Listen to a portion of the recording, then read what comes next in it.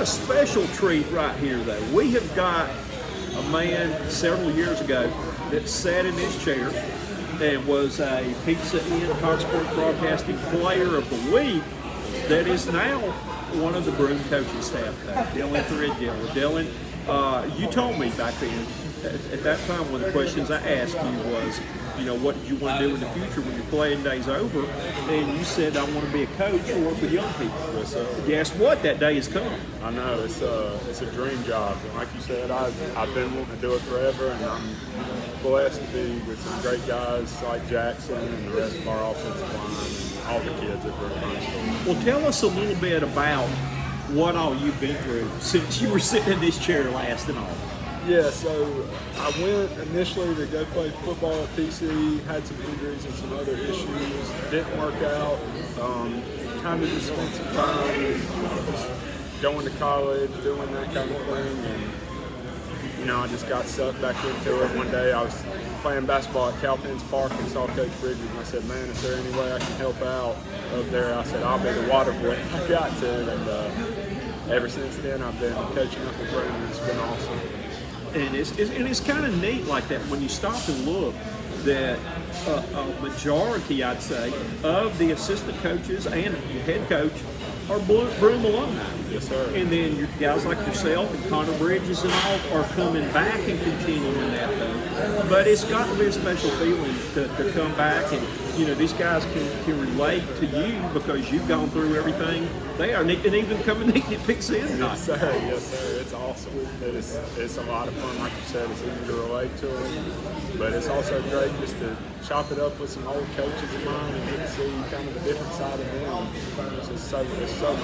I couldn't be in a better spot.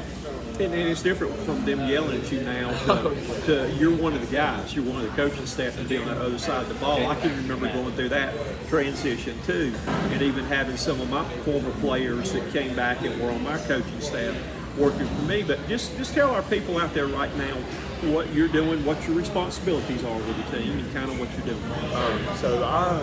It's me and Nick Taylor. We coach the offensive line. I'm strictly with tackles, and I work with the H-backs too. So Braxton, I get to work with him a little bit. But we try not to think about it as much as I work with tackles. It's the whole line. If one guy messes up on the offensive line, we always tell them it's all five messed up because that's how it works. And we just, like I said, I just try to do my part any way I can. I coach so well, and we get after it. That's what we try to do every day. And again, being an offensive lineman, the temperament, and it takes not just anybody can play offensive line. It takes a special person because there's not too many weeks that we can have an offensive lineman sitting here at the pizza. We've got one tonight, which is good right there though. But like I've said all along, because I coached offensive line at Dorman when I was back there coaching some offensive line there though, that the game's won and lost in the trenches up there. The only time an offensive lineman basically gets known is he gets illegal procedure or holding. And then everybody looks at him. They don't look at him knocking people down. And I think it was on one of Braxton's touchdowns.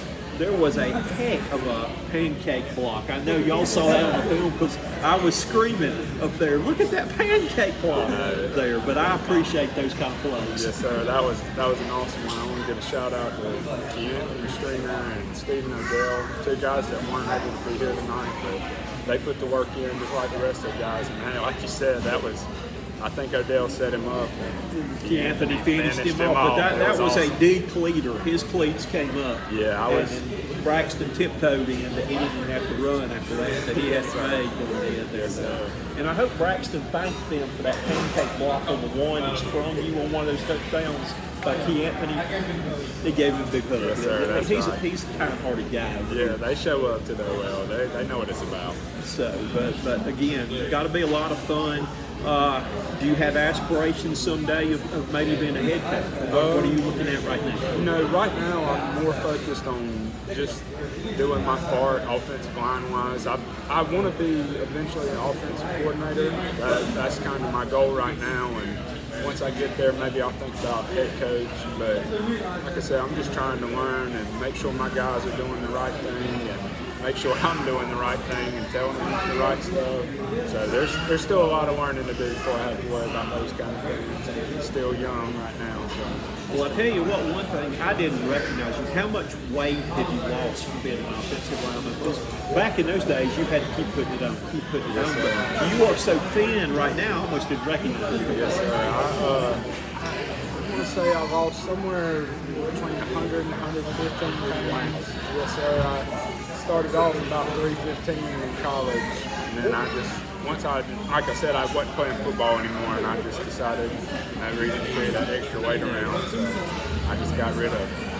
Well, I thought I was feeling pretty good. I lost 67 pounds last summer. Yes, sir. There that I needed to, but you got double that though. So, Hey, but that's great though. Now, are you going to go into the teaching field, or what area are you going to get certified in, or are you certified in? Right now, I'm still at Upstate, so I'm going to school next semester. I'll be student teaching. I'm part of the PD program, so I'm going to be a physical educator. I'm excited to get into that field too. I'm very passionate about just being active in general. So whether it's football, basketball, tag, whatever, I love activity and can't wait to get that started also. And that's one right there who told me last week he wants to be a coach. Really? So maybe one day he'll be sitting here today. But Make it good. He's a competitor. He sure is there though. But my degree actually came from USC Upstate. Okay, yes, sir. And when I graduated, that I was a basketball player there. And went on basketball scholarship and all. But I found out that in a lot of ways, that my key to getting to coach basketball was coaching football too. Yes, sir. And football got my foot in the door, and I coached football at Dorman in District 6 for 11 years. There though. So, degree from USC Upstate, it doesn't hurt you. Yes, sir. No, sir. You can get to where you want to go. People don't realize USC Upstate's actually tougher than USC Columbia. It really is. It's a hard school, and there's great people up there. It's like a family up there for sure. I've enjoyed my time, and I appreciate everybody up there. They've done an excellent job up there throughout my years. The anatomy and physiology classes like to send me up the wall. Yes, I know. If it wouldn't have been for my girlfriend sitting right over there, I would have failed that class for sure. So it's a hard one. Well, it's hard too when you've got all the nursing students, Oh, and they assume that the PE majors know as much as the nursing students, and they sit there zipping through it, and I'm like, Yeah, what are you talking about? I'm stuck in chapter 1 and they're on chapter 7. And Yes. That's how it felt. But I did enjoy in the lab where we dissected the cat. I had a lot of fun with him that I cut his tail off and hid it. The cruelest thing we ever had to do was in the physiology lab was when we had a little frog there.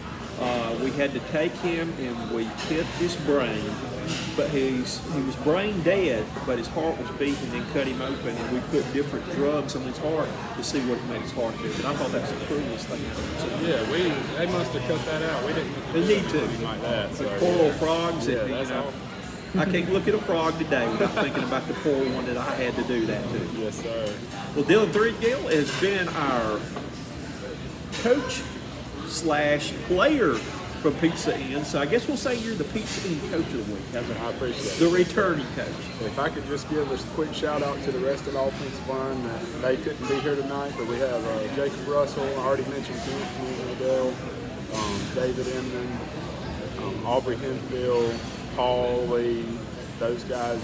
I called Paul Lee when he was in elementary school. Oh, really? Yeah, he was a character. Yeah, he still is for sure. But those guys put in the work every day, and Jackson wouldn't be able to be up here tonight getting interviewed without those guys. So I just want to give them a quick shout out and tell them we appreciate them and all the work they put in. You know my feelings on the offensive line. Yes, sir. Those are the guys where it's one of us. So Yes, sir. thank you for being with us, and we look forward to you moving up the ladder of your career. Yes, sir. Thank you for having me. Thank you.